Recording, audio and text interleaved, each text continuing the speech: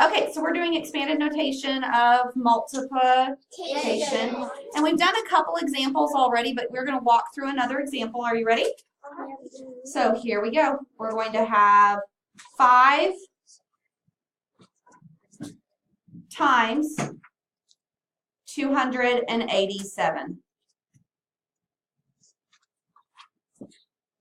Keeping up with me, here we go.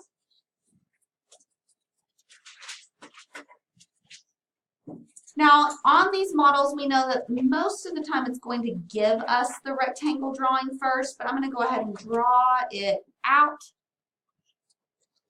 And I just left a plain rectangle because I'm not going to draw it in my lines until I know how many digits are in my largest number. Well, first off, what's my smallest number?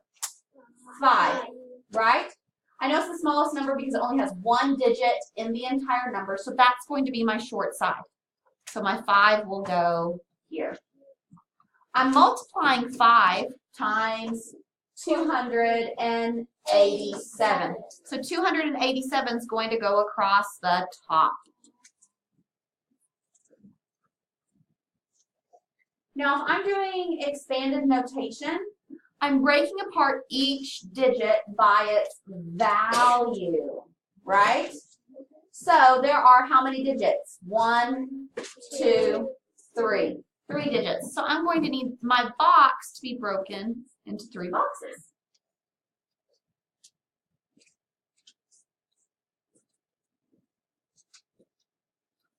Now, if I'm writing 287 in expanded notation, I write down the value for each of the numbers. The value of the 2 in 287 is 200. Good.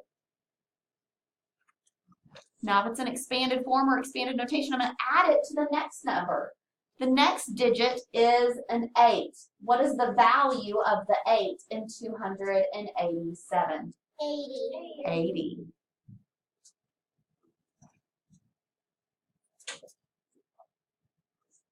Now, my number's just not 280, it's 287. So I still have to address my ones place. In the ones position, there is a 7. What is the value? Hold on to it. What is the value of the 7 in 287? Everyone? 7. Good. So I write my 7 down. Now, I have my values assigned for my largest number. I also know that I'm multiplying this number by 5. In expanded notation, what they're having me do is break apart these numbers by their values.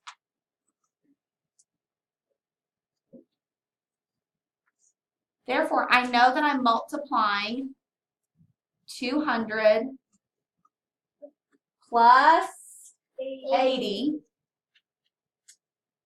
plus 7. And I'm still multiplying it all by what? The 5. A 5 is equal to that 5.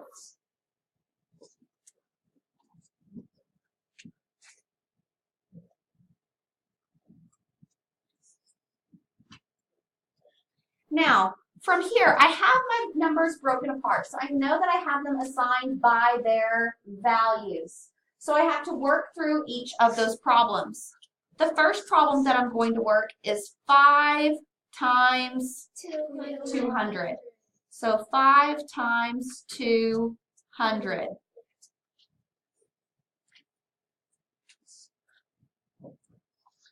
The next problem I will work is 5 times 80. And the last problem I will work will be 5 times 7. Good.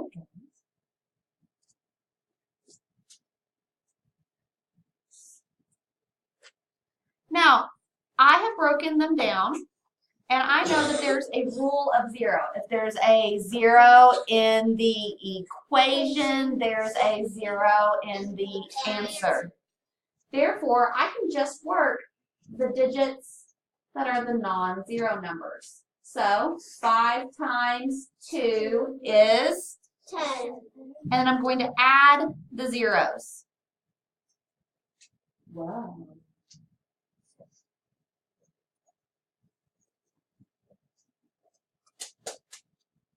My next equation is 5 times 80. 5 times 8. Finger on your nose if you know what the answer is.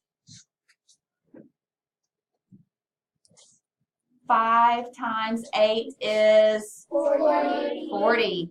Now I'm going to line up my answer with the other 10s and 1s.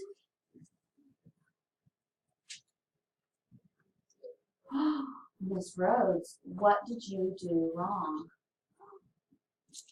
Go ahead and fix it for me. What did I do wrong? I didn't add the zero. See how when I have the zero on the end, it's really easy to forget my other zero? So my 4 should go in my hundreds with a 0 and a 0. Good.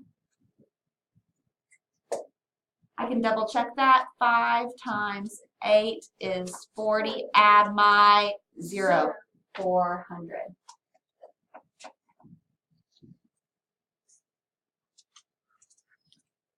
Five times 7 is what?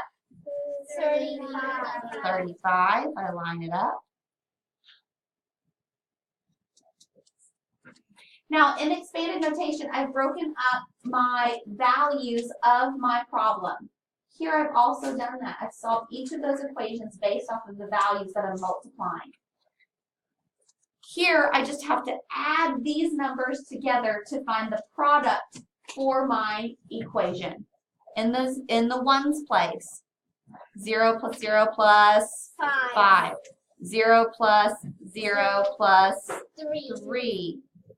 4 plus 0 is 4.